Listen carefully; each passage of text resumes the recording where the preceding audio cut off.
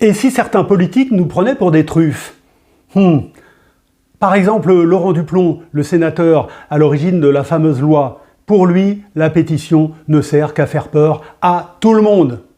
Alors c'est vrai que nous, pauvres truffes, quand on entend la Fondation pour la recherche médicale, la Ligue contre le cancer, le CNRS ou l'Agence nationale de sécurité sanitaire nous dire que la loi, en réintroduisant l'acétamipride, est dangereuse pour l'homme et pour la biodiversité, on aurait un petit peu tendance à les croire. En tout cas, plus que Laurent Duplon, ancien de la FNSEA.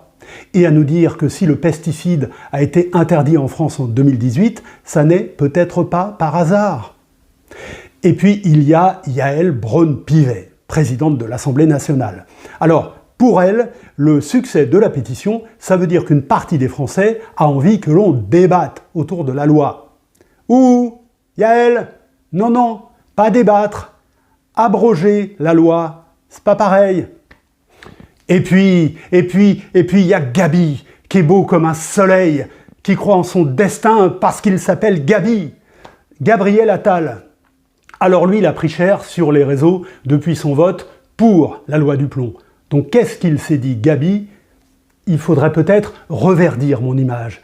Donc hier, au siège de Renaissance, il a fait ses propositions pour la transition écologique.